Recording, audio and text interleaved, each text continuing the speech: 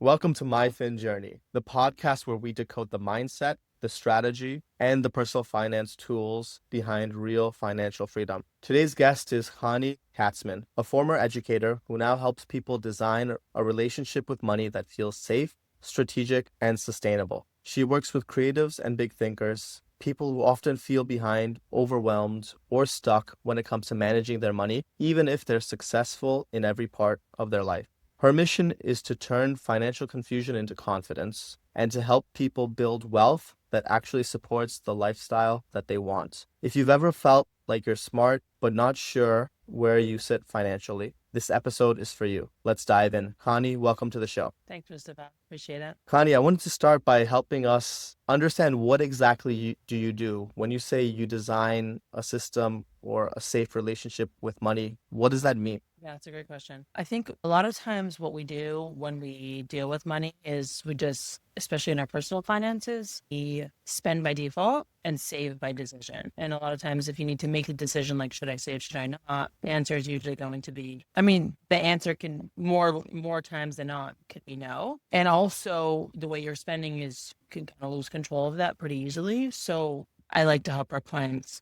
Idea behind it is number one, spend by decision, save by default. Number two is control what you can control, and everything else will fall into place one way or the other. Those are kind of the two big overarching things, and the way that we implement that will depend on the client. I think the most important thing when we work with clients is to focus on what the goals are. So I'd like to share what my goals are. My goals is to help people, number one, save by default and spend by decision. Most people are spending by default, saving by decision, not knowing what's going on. So once you have to make that decision, you're already not saving as much or as intentionally. And then the second thing that I help my clients with is to help them control the controllables, focus on the things that you can focus on and control, and then kind of leave the rest. When you make those decisions, you know the things that you can control and then kind of go from there. So Yeah, I feel like that's really powerful, Chani, yeah. to just say, pay yourself first fundamentally. So, Chani, help me understand, when you're working with these clients, typically how much do you think that they're making a year? Typically, it's a pretty big range. I have clients who are making, $30,000, $40,000 a year. And I have clients who are making 10, 20 times that also. I Okay. think that's an So, important distinction to make is I think people don't think that they can work with someone like me if they're making, let's say, less than $100,000. I do work with clients who have a lot more than that, seven figures, even some. But it's important to know that you can kind of enter this at any point. I love that because I feel like it shatters a lot of preconceived notions. Yeah. Another preconceived notion that I come across a lot of the time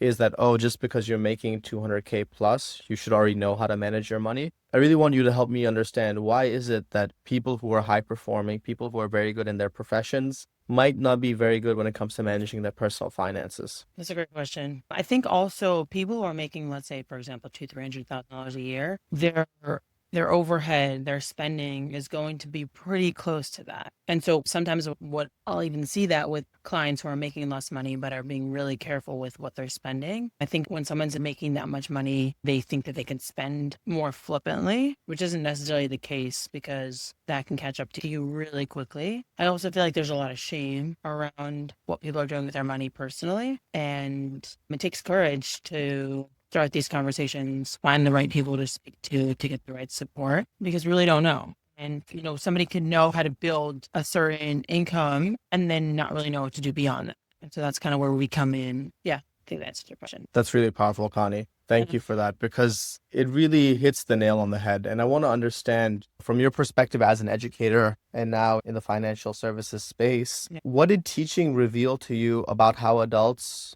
learn or unlearn financial behavior? I know you touched on it a little bit, but I really want you to dive a little deeper to really help the listener self-reflect a little bit to see, how am I approaching my money? What money sensitivity might I have? And how can I make my dollar or hundreds of thousands of dollars go a bit further? Yeah. So I think number one, I remember somebody asked me like, oh, what's the biggest mistake you see your clients do? And I think the biggest mistake I see across the board is people being too afraid to have the conversation. That's number one. Wow. You have to start somewhere, and people ask me like, oh, what do you think about Reddit? What do you think about this? What do you think about that? I think it's great. Do something. Make sure that you're obviously, it makes sense for you. But the number one thing is the biggest mistake that I see is people not doing anything. The other piece of it, there's a lot of fear, a lot of shame. I think shame is a big one around it. A lot of internalized ideas of what money is.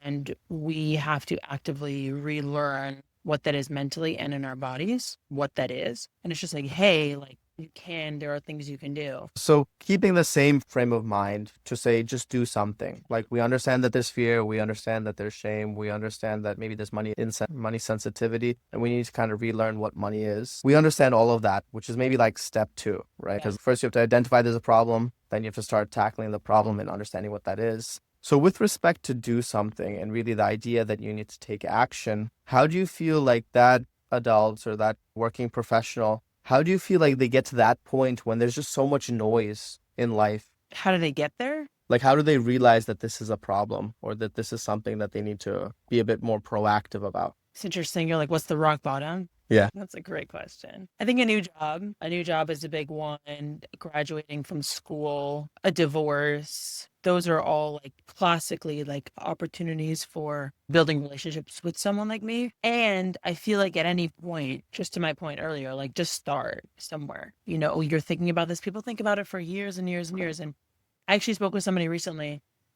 I did a seminar, and so she asked if we can speak, and I spoke with her. I met with her like 2 or 3 times, and then she decided to go with someone else. But I was just really happy because I was like, she was actively in conversation. And she's like, hey, let me find out. Let me speak to this one. And I don't know how she met this other person that she ended up working with, but I know that having a conversation with me moved the needle for her. And for whatever reason, we weren't a good fit. But I'm happy that she made that move. She's in her late 30s, single. And so I feel like sometimes you just kind of have this thing that's mulling over. And I would love to know the answer to the question myself, because I think a lot of people are like, I need to do this. I need to do this. You need to make the call to the dentist. You need to, whatever it is. And I want to just make that easier for people and make it more accessible and less scary. One more thing I want to add, which I wanted to say before, is that for my experience, 9 times out of 10, people are financially in a better position than they think they are. I'm curious what your experience has been with that. Yeah, I think you said a couple of powerful things that I'm going to touch on. So number 1, it was circling back on the idea of doing something. But number 2, I think it was the humble perspective with which you approach that. To say that I don't mind if somebody goes with someone else. I just want somebody to improve on their journey. And then you ask the question of, like, you made the statement that in your experience, people are in a better position. And then you kind of pose the question to me. I would agree. I think people are typically in a better position than they realize. The caveat is that they don't know that they're in a better position, so they don't know how to leverage that. Like, I had a person who reached out to me on LinkedIn and mentioned that they no longer have a job. So this is like a key milestone to review, like you were alluding to. And then they said, hey, I don't know if it makes sense to have a conversation because I no longer have a job. And for me, I know that they're leaving tens of thousands of dollars on the sidelines, not making money efficiently, just by virtue of retirement capital and how they're probably managing it, and the experience I have working with hundreds of clients. So it was just to say, hey, if you want, we can speak. If you don't want, that's fine. No pressure on my end. It's just important to meet people where they're at. So fundamentally, she did something. She booked a call, learned about different investment strategies, decided something makes sense for her, and she took action along the way. And yeah, she's going to work with me, and hopefully performance will be good and she'll make more money and all of that. But it's to say that it starts by doing something, and a good time to do something is one of those key milestones, like a new job, changing jobs, getting married, getting divorced, etc. Ultimately, for me, it really starts by just saying, hey, I'm going to wake up and get 1% better. What does that look like? Is that in my spirituality? Is it in my work profession? Is it in my family life? What does that look like? And then across that journey, you get to that point where you feel comfortable doing something because that you were always doing something. It was just 1% improvements. And then it kind of cascades. But I'm curious to hear kind of from your experience advising, helping, and really being like a coach and a partner on people's financial journey. Have you noticed the same? Is it that they're taking massive action, or is it that they're taking small incremental steps that leads to massive change? I think across the board, it obviously depends on the client. I know everyone loves to hear that answer, but I would say it's a mix. But if we're being very honest, the small steps is really what long-term makes a big difference. Practically speaking, it's like if you brush your teeth every day, if you brush your teeth twice a day, you'll see a difference. You won't see necessarily a difference over a week or 2 or 3, but you kind of do, honestly. And it's really important. I had a conversation with somebody a couple months ago, and I said something about building habits, good financial habits. And she's like, that's so not sexy. And I'm like, I know. But then it's the kind of things, the choices that you need to, that are going to make a difference long term is I like to focus on. Yes, big moves always happen. And conversations that we have with the clients, there's always going to be something big that they do at some point. But that's not what's really important. What's really important is the small things that they're doing. I love it, Connie, because I think it really highlights that the not attractive work, the work that you do in the trenches, that's the work that typically gets you the most change and the most consistent, sustainable, long-lasting change. Before we dive a bit deeper, Connie, I wanted to really give a shout out to the audience. If you're enjoying this episode, if something is sparking a shift inside you, if you're curious to understand what those changes are that Connie's going to mention, leave a comment, drop a 5-star review, smash the like button, and subscribe to the channel just to keep learning and growing. Connie, circling back, I wanted to really understand from your perspective, what are those not attractive small moves that most people aren't doing? Not saving by default and spending on things that they don't necessarily want to be spending on. There's a lot of social spending. There's a lot of just boredom spending, which people don't necessarily even want to be doing. And like we said before, there are also things that people are, a lot of times they can't be in a better place than they think they are. A lot of times you're in a much better place than you think you are, but you're not taking those actions and you're not being honest in conversations what's really going on. So I would say number one big thing is, it kind of goes back to this, not being honest and not having the conversation. So talk to me, we'll get stuff going. And then the other thing is kind of flying by the seat of their pants, not having a real system in place and knowing that you can live a life by design. You can be the driver's seat in your own life, whether you're making $400,000 a year, whether you're making $4 million a year. The same principles still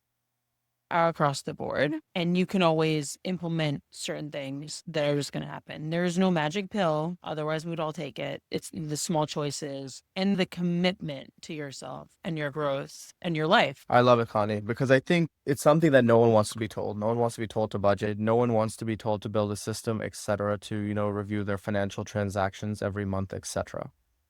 But these are those small things that really make a massive difference, in my humble opinion, and this kind of echoed by you as well. So what do you think those big moves are? When you're talking to clients and you're advising them, what are the times where you're saying, hey, you're sitting on too much savings or whatever it might be? I'm curious to hear from your perspective what those big moves are. That's a great question. I feel like, honestly, most of the moves are small moves, honestly, because the big things I think happen by mistake almost. It's like when we have this really interesting system in place where we help clients spend, I keep on saying it over and over again. We have some interesting tools where clients don't necessarily have to be budgeting, but they have to know what they're spending, ballpark. And then the difference of that is getting put away every month. And then 6 months later, let's say you're saving $1,500 a month, right?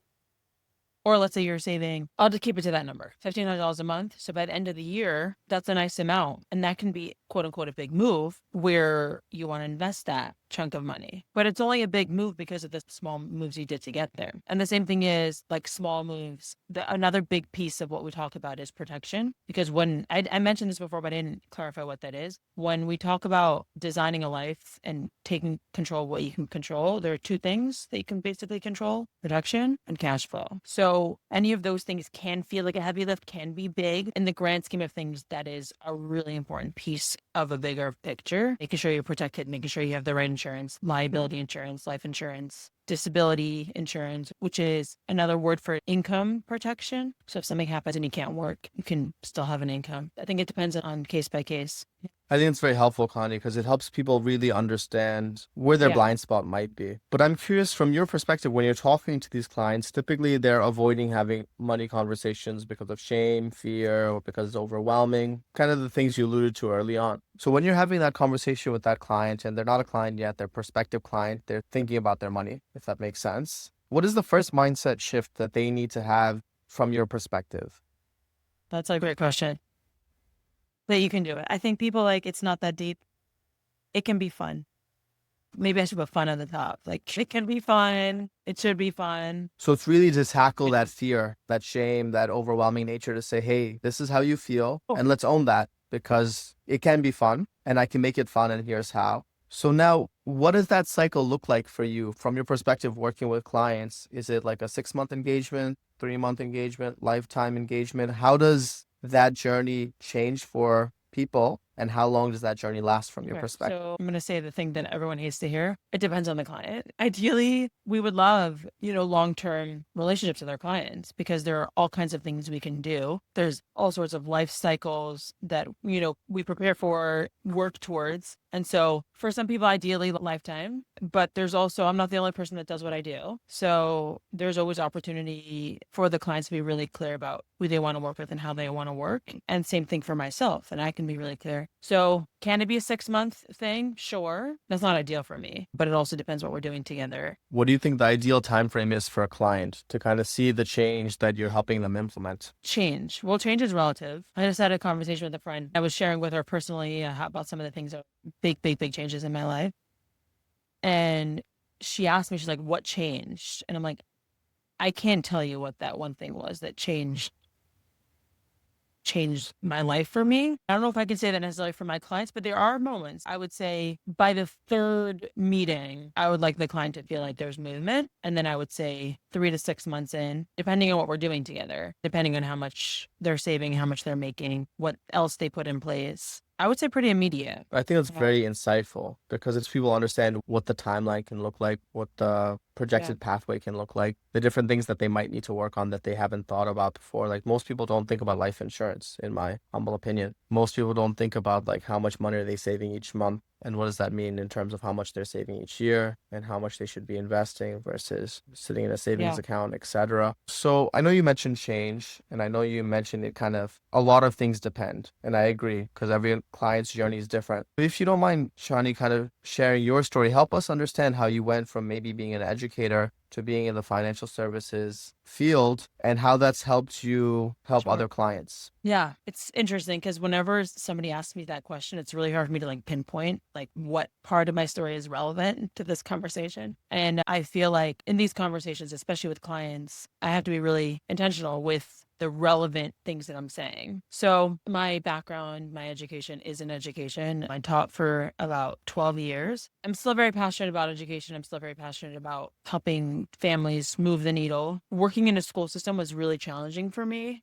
because there was a lot of red tape that had to be, a lot of compliance. I mean, I'm dealing with a lot of compliance in my industry too, of a different level. I also come from a very conservative background and upbringing. So most women that I knew growing up had no idea about anything. And so for better or for worse, they didn't. And so I didn't. And I never really had role models in that way of women who were even financially aware, forget about savvy. Most women, my mom, even a lot of her friends and my grandma's like very, very scrappy, very creative, really knowing how to do with very little. And that's something that I really take with me because I think it's a really important skill. And I think it's lost when there's a lot more going on. There's a lot more resources and people forget how to like be creative with what you have. And I definitely have those skills. And so I feel like there was something missing in the ambition and in the growth that I wanted more in my life for.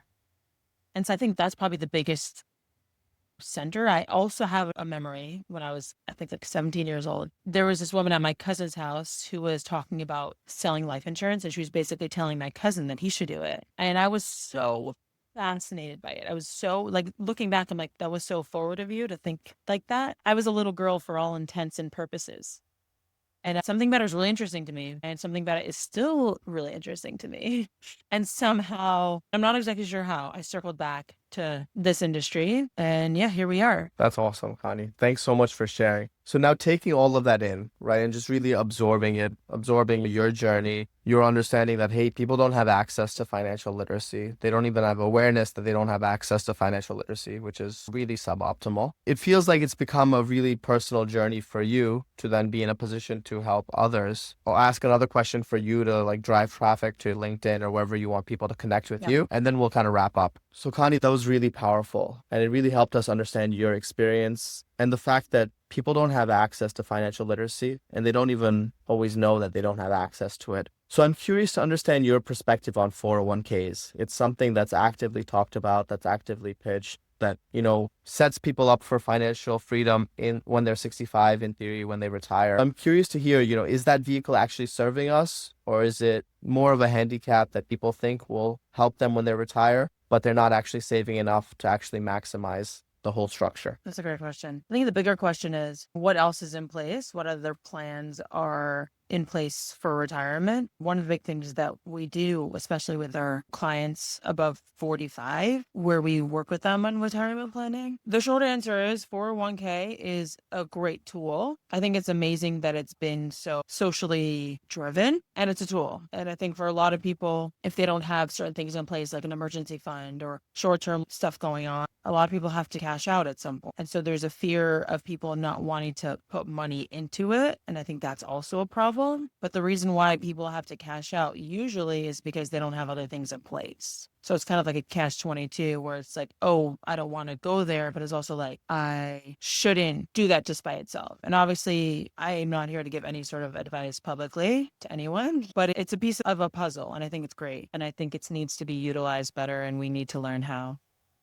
No, I think that's really insightful, and really just fundamentally says that there's no one size fits all, whether it's for a client or for the tools the client is using to really build financial freedom. So Connie, this has really been very powerful. Thank you. If the listener wanted to reach out to you to really learn more, to get more targeted feedback, what is the best way for them to contact you? Email connie.katzman@fhfg.com, or I post a lot on LinkedIn, hang out there. So message me there, my name. I love the DMs, comments, sections. I'm also relaunching my own podcast. It's called Dare to Differentiate. Welcome to find me there. And Awesome. So what we'll do is we'll include all those links in the bottom of the podcast in the description. We'll include all the links in the description. That way people can reach out to you. Connie, this wasn't just a financial conversation. It was a perspective shift. You helped us understand that money isn't just a plan. It's an emotional experience. And when you feel safe, you make stronger moves. When you understand your journey, you're able to plan and build your future. To every listener out there, if this episode challenged the way you think about money or gave you clarity you didn't have before,